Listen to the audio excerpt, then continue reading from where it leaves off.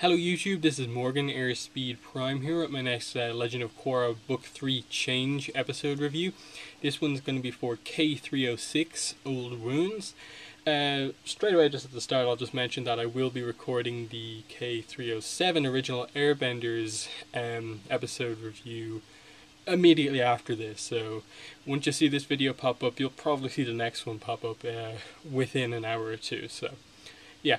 But anyway, Old Wounds, episode 6, very much the follow-up, second part to the last episode, the Metal Clan, and it worked very well as kind of like the kind of conclusion to a lot of the drama that was happening there, while also presenting us some pretty new stuff happening.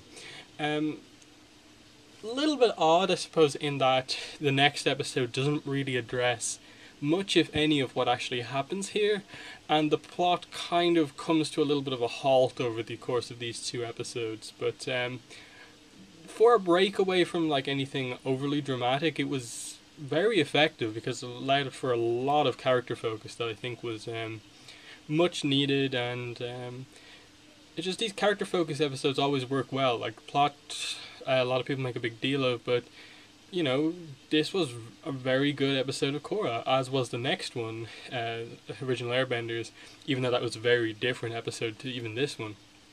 But first thing I'll talk about is just the Red Lotus stuff. Obviously the Red Lotus is the name of this Zahir's gang, basically, and I really think these guys at this stage badly need some character development. They're very much living on the fact that they're awesome in terms of, their skills, what their motivations are, but we don't know anything about them, and we're nearly halfway through the book, so we badly need some time with these characters, and I think more or less one of the only ways to really get to know them is to give a flashback episode where you talk about each of these characters individually, who they are, where they came from, how they came to form this group, and most importantly, what they're all about. Because in this episode you just get presented with a lot of little things about the group without really any mention of what exactly they're doing. They're hiding out in this spirit infested house because Zahir's infiltration of Air Temple Island has meant he's basically wanted in Republic City, and so they need to escape the city. They mentioned that they had a plan to take it to President, but it's going to have to wait. They're focusing more on finding Korra.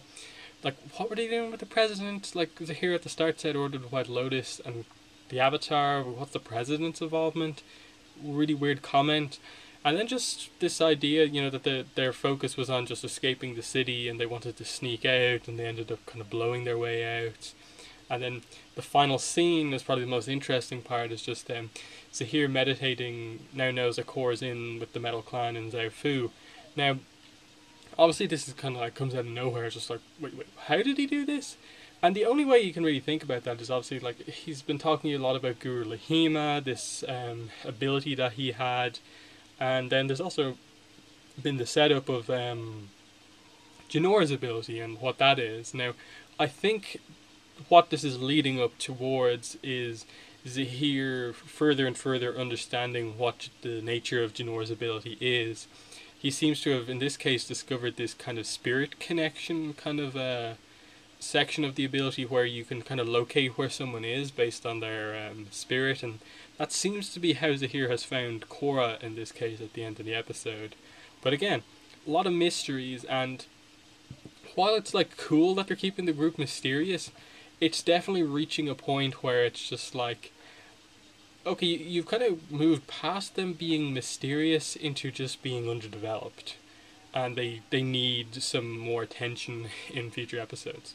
But that's enough about the Red Lotus. I still like them, I like the idea, I just want to know what's going on with them. So I'll move on to the flashbacks, and I suppose that Lin and Sue kind of side of the story. I suppose the main thing to say here is that definitely, I wouldn't disagree with anyone who said that maybe they were expecting a little bit more from the flashbacks, because while they were great and very focused on what they needed to do, that's all they were. They really just did what they needed to do without giving us anything extra. Like the only characters really in the flashback were Lin, Sue, and Toph. Like we didn't get any like extra references thrown in, like an Aang appearance, a Sokka appearance, or anything like that. It was just super focused on what they needed to do and getting to the root of the problem. And that's not a problem. It's just, I suppose, with flashbacks, we're usually used to getting all of these other sort of references, and in this case, it was just straight to the point. But what we did get was actually really cool. Just seeing that, okay, Sue said she was a rebel last episode, and this is what it means. She actually was hanging out with gangs and had actually like got herself involved in like some sort of like robbery or something like that. She was the getaway driver and was super involved, more so than I suppose Mako or Bolin were involved in with a gang, and was probably going to go to jail for her involvement. With the Terra Triad, which is a new triad we get the name of. That's another cool. That's a cool little bit of information we did get from the flashback. Actually, now that I don't think about it. But yeah, then we see Lin is kind of much as we see right now. She's not. She hasn't like changed really at all. She has always been the one who's kind of tried to be more responsible, and that's kind of led to her not really having much of a life, I suppose, as Sue says. She's the rebel and has all this interesting stuff going on, while Lin has always just been level, kind of just following in her mother's footsteps, but never really doing anything different. And that's, I suppose, the main differences between the two sisters. And basically Lin is forced to arrest Sue, and this leads to Sue cutting the metal bending cord, which leads to Lin getting the scar on her face. And that was a cool explanation for it, because it wasn't just that like they just dislike each other because they were different as kids, but that Sue actively caused this like trademark scar that Lin still has, super visible to this day. Like it's a pretty huge scar. It's like that much than two of them. It's pretty intense, and so there's that there. But I also like that fundamentally, like Lin's problem with Sue wasn't about the scar. Like that was somewhat part of it, but it never really came up that like I'm angry at you because you cut me. It was more that I'm angry at you because you being a criminal put Mom in a bad situation, which is where Toph comes into play. And this definitely was the kind of key focus of this flashback, in that as much as there's a little bit of a feud between Sue and Lin, it's primarily the two girls and what this situation put Toph in, basically what situation that put Toph in. And basically she's the head of police at this point in time, chief of police, and she can't have one of her daughters be in jail because that looks terrible for her. So she just rips up the report, and hides what's happened to Sue. But to do this, she has to send Sue away from the city to live with her parents, which hints at some form of a resolution to the conflict between Toph and her parents. Though I suppose some of the stuff Sue said last episode hints that it's not perfect, but maybe there's some form of relationship there. So that's going to be cool to see in potentially the Rift Part 3 when that comes out. But yeah, and then throughout the later parts of the episode we get that Toph retired a year after this, and Sue thought it was all fine, but Lin knows that, Toph, being a police officer herself, being a police chief herself, she knows that her mother couldn't have gone on for much longer, knowing what she had to do to basically solve this problem, get her daughter out of that situation. And so she was kind of almost ashamed to remain police chief when she did something like that. And it was a very interesting position to put Toph in, where that was the only thing to do, either let one of her daughters go to jail or kind of put her career kind of at risk. And that's what she did to kind of save Sue, which, it is very interesting to look at, in that decision led to Sue being in the position she is now. As I say at the end of the episode, she would have gone to jail otherwise, and would maybe potentially still be in jail. Like she may have been released on something bad again, even worse, and it happened again. What Toph did here kind of sacrificing herself for her daughters, basically saved Sue from all of this other stuff happening.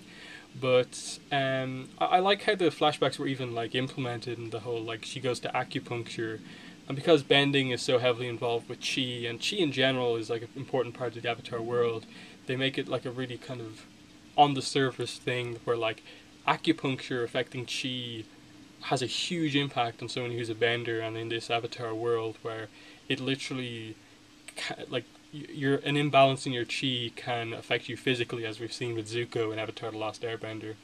And acupuncture can have a serious like effect in that like it's drawing out these memories that Lin had kind of repressed and left her in this kind of tired state for the whole episode, more or less. That was really cool, and just the fact that she was up for the idea of acupuncture because it didn't involve talking about her feelings, just like experiencing them. Um, and then when she comes out, she's having like hallucinations. She thinks that Korra is like Sue for a second in the past. It's just really cool stuff, and this leads to the fight happening after that. And you could tell that this is the big moment. Lin had stayed away from Sue for 30 years, and this could have all been kind of resolved if Lin had confronted Sue about this almost straight away, where the sisters had this kind of out early on, but no, it was held back for 30 years. And that's kind of all that was needed, just that they needed to get all that emotion out of their system. More Lin than Sue, obviously, but really good fight scene, though I suppose it was more kind of a character piece than an actual, meant to be amazing fight scene, even though it was awesome. But I love Opal kind of getting involved here, and her ending the fight, like, your sisters, you shouldn't be doing this, and that leads to them finally talking, I suppose, towards the end of the episode after Lin collapses, because, her getting this emotion out basically like balanced her out, I suppose, is the main thing to say. That the reason she's been so angry and all this other stuff over the course of the episode, the seasons we've had so far, is because she's been carrying around this thing for 30 years, and it's finally come out. And at the end of the episode, what they really talk about is just that Mom gave us like too much freedom, and Sue talks about how she, because of that, hasn't been giving Opal enough freedom, and kind of thanks Lin in part for like allowing Opal to kind of say what she really wanted to say, and they just apologize to each other, and it's very kind of normal in that they just needed to get this kind of spat out in the open between them. And that really the problem, I suppose, Avatar, like Korra especially, the last book was very family focused, and what they really got out about was that there can be these long-standing feuds that people don't talk about for years, and it sounds like there has to be a massive like explanation, a massive arc to get over it, but fundamentally it just requires talking about. And I like that we see that a lot in Avatar, that these big issues can really just be solved by dealing with them straight away, and it's pretty cool. But yeah, Opal in the episode has an interesting kind of side plot with Bolin, just about the two of them really wanting to train, Bolin in metal bending and Opal in airbending, but Bolin not wanting to maybe suffer the disappointment of finding out that he can't actually metal bend, because it's apparently 1 in 100 earthbenders can only do it. And then Opal doesn't want to really force the issue with her going to the air temple to train, because she doesn't want to upset her mother, which is the kind of big issue between them. And just how the two of them, you really see this kind of mature relationship developing, and I really think that this could be Bolin's full-on ship. Like, I can really see this as a couple continuing throughout the book, where there's not really going to be any issues between them because they work so well together, I think. And just the idea that their kind of big shipping moment in this episode isn't like a kiss or anything like that. It's just a hug, and them talking about how they like the idea that they can just support each other over this and call each other out on being scared about pursuing this. And because of this, it leads to Bolin actually wanting to train with Sue, and it leads to Opal, I suppose, after getting the pep talk from Lin as well, to actually talk to her parents and go to Air Temple Island. It was just very well done, and just little other moments with Opal in the episode, like her getting involved in the fight, ending it, and then the scene with Lynn I thought was very well done. The apology for the her shouting at Opal, and just, in general, that was an important scene for Lynn, saying that, the mistake I made was trying too hard to please my mother, while you should just focus on trying to please yourself, because Sue just wants you to stay here while you really want to go to the air temples, and I like that. And then final thing I'll just mention about the sisters is that, like, I like the fact that the fight only really started between them when Sue brought up the Tenzin breaking up with Lin, which is a super important thing in this whole feud between the two sisters, and that the whole issue is that, like, Sue created a life for herself and got a family, and because of Lin repressing all these emotions about her past and her family, you get the sense that because of that she never actively tried to pursue a family, because I think the explanation for why Tenzin and Lin broke up, if I remember correctly, is that Tenzin really wanted a family, she didn't, and you get the sense that that's exactly caused by her bad experiences in these flashbacks and stuff like that. She didn't want to be put in a situation where she had to determine, the freedom of her daughter or son or whatever and stuff like that, and just decided not to have a family, and that's interesting, definitely. Not much else to say, I think, about the rest of the episode. It's very focused. What else do I have? Korra learning metal bending. That was surprising, but it worked really well, I thought, just because it makes sense that Korra, now having mastered the four elements, spiritual, she would learn these little extra abilities as she goes along, and a lot of people have said, like, oh wow, how is Korra learning this so quickly when she struggled with airbending? And the whole thing is that, like, she struggled with airbending because it was opposite of her personality. It was nothing to do with her bending skill.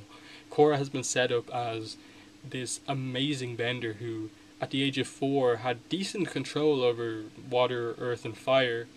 Air only eluded her because it was opposite her personality. So for me, it makes complete sense that, okay, she is one of these people who can metal bend. She would master it very quickly because she's an excellent physical bender. She understands the art of bending very well. And metal bending isn't so much really about anything like personal or stuff like that, so it makes sense that way. Plus, I think the metal bending story is more going to involve Bolin, in that I can see him eventually, like, finding out he is a metal bender, but initially just really struggling with it. He's not getting it. And maybe he'll be given a Toph-like moment where he's, like, captured or something like that. It's the kind of heat in the moment type thing, like Toph was captured, that's how she learned the ability in the first place. Maybe Bolin will have something similar, because they seem to be setting this up as his kind of big story arc right now, given that they've met their family, the brothers. This seems to be Bolin's thing this time around, and that would work very well. Just need Mako to get something. Then just Varric makes an appearance, and it's just like, okay, that was interesting. But if that's the only thing he's going to, like, do in these episodes, just make one appearance an episode, make a joke, leave, and not have any importance with anything, I think it's going to be a disappointing appearance, because, I think it's important that they attempt to give him some form of a character, and this just seems so random that it was the only thing in the episode and it had no relevance to anything. Just, hey, funny moment, he magnetizes at dinner and causes something. I assume they're possibly building up to some situation where this magnet armor is important, but right now it's just like, give me a little bit more of Varric, please, and make it characterful. But yeah, do I have anything else to mention in the episode? Not really. Overall, I thought it was a good episode, very character focused. Little bit of plot here and there, like set up for some of the other characters' arcs. But definitely odd, just in terms of, like, this episode ends, then we go to the next episode with very little reference to the events of this episode, and I think episode 8 is going to be very important to see the continuation of basically this story and see where things really go. But yeah, that's been the review of K306 Old Wounds. As I said, I'll have the video review for episode 7 up just a few. I'll be recording it just a few minutes after this. And then definitely check out the podcast, Avatar Online podcast. We're going to be recording a Korra roundtable for this episode in actually just a few hours' time, and it'll be up later on today. So check that out on Avatar The Last Airbender Online.com later on. So that's been the video. Thanks for watching, and bye.